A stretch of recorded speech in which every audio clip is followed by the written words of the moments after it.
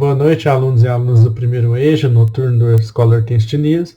Eu me chamo Álvaro, sou professor de Sociologia e hoje eu vou discutir aqui com vocês a semana 1 e 2 do PET Sociologia e vou apresentar algumas resoluções dos exercícios, ou o que se espera nessa apostila, né? Bom, essa apostila fomos nós, né, professores, que produzimos elas, então a ideia aqui é passar um conteúdo que eu acho que é um conteúdo mais próximo do que é necessário ter de domínio dentro da Sociologia. Então vamos por partes, eu vou tentar fazer um vídeo mais reduzido e mais resumido possível, porque muitas das vezes as pessoas não estão dispostas a assistir um vídeo muito longo, né? Então, nesse primeiro momento eu faço uma discussão com vocês sobre o que é a diferença do senso comum para a sociologia.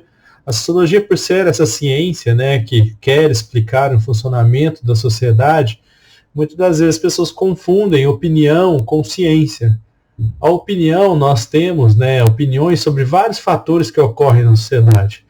Essa opinião que nós temos é o que nós chamamos de senso comum.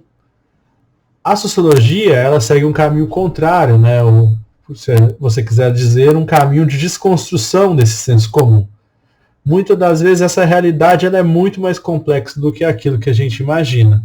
Então, como eu disse aqui para vocês, a sociologia é uma ciência da sociedade. Por ser uma ciência da sociedade, ela visa a explicação da sociedade utilizando métodos científicos para essa explicação. Eu coloco aqui para vocês a questão da imaginação sociológica. O que é esse imaginar sociológico, né? É um termo criado por um sociólogo americano, norte-americano, chamado C. Wright Mills, e para ele, né, a sociologia ela abandona a visão imediatista, aquilo que é de imediato, e ela parte para uma noção muito mais ampla de fatores que muitas das vezes a gente trata como se fosse algo extremamente simples. Por exemplo, aqui eu uso o exemplo da xícara de café, né, que é um exemplo proposto pelo autor Anthony Giddens, que por trás de uma xícara de café existem inúmeros significados, inúmeras estruturas que a gente não para pensar cotidianamente, mas se você for fazer um exercício de pensar aquele café sociologicamente, você tem que analisar os fatores econômicos, né, o tipo de trabalho que foi utilizado para colher aquele café, fatores simbólicos, em quais momentos as pessoas usam café em casa, né, com qual intuito que aquela pessoa usa, e assim por diante. Aqui eu coloquei uma discussão para a gente conversar com a atualidade, né, essa atualidade aí que está sendo invadida por opiniões, né, opiniões sem confirmações científicas, né. Eu coloquei esse debate sobre o uso da hidroxicloroquina, da cloroquina para tratamento de Covid-19. Surgiu-se inúmeras, né, reportagens, surgiu inúmeras discussões na internet, algumas afirmando que ela era eficaz e muitas outras afirmando que ela não era eficaz. Ao passar do tempo, foi se percebendo cientificamente, através de estudos e metodologias, que este tratamento, que seria um tratamento, né, para a Covid, ele é inexistente, ele é um tratamento que traz muito mais perigo àquele usuário do tratamento, né? O uso indiscriminado, ou seja, o uso que não obedece à bula do remédio, da hidroxicloroquina, né, que ela não é para o tratamento de Covid, pode levar a sintomas de cardiopatia e assim por diante. Bom, atividades. De acordo com o que foi debatido nesse capítulo, responda qual a diferença de senso comum para a sociologia. A principal diferença é que o senso comum ele se baseia de uma opinião imediata sobre aquele assunto e aquela opinião ela não é condizente com a realidade. A sociologia ela é uma ciência, então ela vai diferir do senso comum, porque ela vai ter métodos para a explicação dessa realidade, certo? Qual a definição dada por Giddens de sociologia? Aqui vocês podem encontrar, né, entre aspas, está aqui, ó, é essa definição. É o estudo científico da vida humana, de grupos sociais, sociedades inteiras e do mundo humano. É uma atividade fascinante e instigante, pois seu tema de estudo é o nosso próprio comportamento como seres sociais. O que é a imaginação sociológica? A imaginação sociológica é abandonar a forma de ver as coisas de uma maneira muito simplista e imediatista, é romper com o senso comum e partir para uma forma de visualizar aquilo dentro de um modelo sociológico, um modelo científico, com metodologias, hipóteses, implicações, acertos e erros, certo?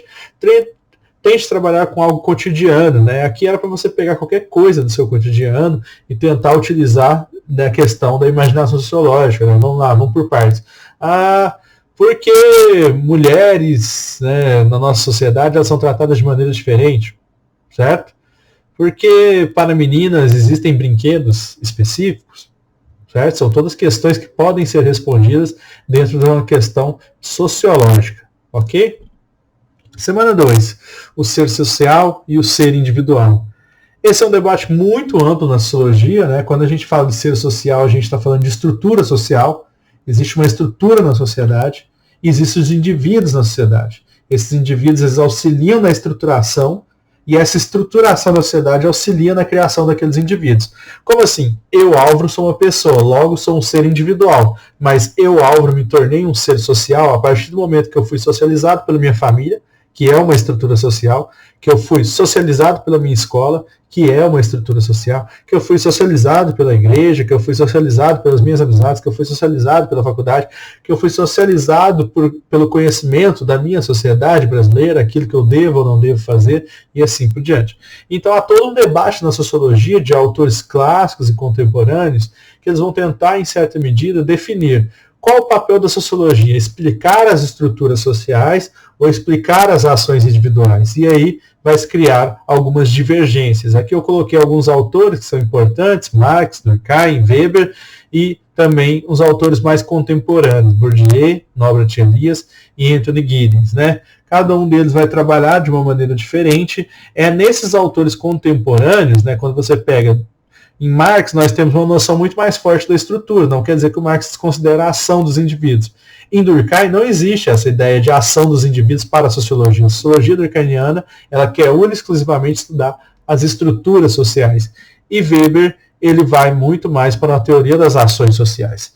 E esses autores mais contemporâneos eles vão fazer uma união, eles vão dizer que nem é um nem é outro, é os dois ao mesmo tempo. Para estudar a sociedade é necessário compreender ações e as estruturas, né, daquelas ações. Aqui eu coloquei algumas questões da atualidade, né, da perda de coesão social, né, das estruturas sociais, como elas estão abaladas mediante essa pandemia e assim por diante. Sobre a discussão de ação e estrutura, assinar a alternativa incorreta. Podemos afirmar que Marx é um autor que compreende tanto a estrutura como a ação? Sim. Podemos afirmar que a teoria de Durkheim é essencialmente estruturalista? Sim. Podemos afirmar que a teoria de Weber é essencialmente focada na agência, a agência na sociologia é a capacidade de agir dos indivíduos, ou seja, focado na ação dos indivíduos? Certo. Nenhum autor da sociologia apresenta a definição do que seria estrutura ou ação? Falso. Então aqui seria a letra B. É hora de colocar seus conhecimentos à prova. Defina estrutura e ação. Estrutura social, certo? Como essas estruturas sociais elas existem e elas já existem antes dos indivíduos. A família existe antes do indivíduo surgir, a igreja já existe antes desse indivíduo surgir, o país, né, as regras que estão estabelecidas dentro do país já existem antes do indivíduo surgir, né, e a ação é a capacidade do indivíduo agir em sociedade, né, estar naquela sociedade, e como ele age naquela sociedade tem uma ligação com a estrutura, certo? Defina a ideia de estruturação proposta por Giddens. O que o Giddens está dizendo é que existe essa estrutura social que ela age sobre nós enquanto indivíduos e nós agimos sobre essa estrutura social, certo? A família, vou pegar esse mesmo exemplo, né? A família ela ensina você a se comportar de determinada maneira e você age sobre aquela família dentro dos comportamentos que aquela família te ensinou. É óbvio que as formas de socialização elas variam de acordo com o tempo.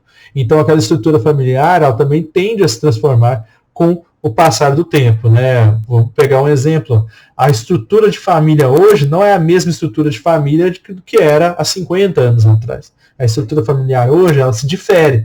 Hoje, por exemplo, mulheres têm muito mais liberdade de exercer, né, o seu papel enquanto ser social, então existe aí uma quantidade muito maior de divórcios, né? Muitas mulheres ficavam em casamentos antigamente, por uma questão de obrigatoriedade, né, porque elas eram obrigadas a estar naquele casamento, e aí elas permaneciam. Então, em algum momento, aquelas mulheres ali alteraram essa estrutura familiar, né, essa estrutura familiar foi se alterando, certo? Não só as mulheres, né, estou citando isso como exemplo. Qual o nome dado por Bourdieu ao exercício da influência da estrutura no comportamento dos indivíduos? O Bourdieu vai chamar isso de hábitos, né? Como a estrutura ela age na ação do indivíduo e cria ali o que ele chama de um hábitos, né? Uma repetição cotidiana que vai, em certa medida, direcionar o agir do indivíduo. Então é isso. Amanhã eu posto das próximas semanas, né? Da 3 e da 4. Eu espero que vocês gostem. Abraço a todos e até mais.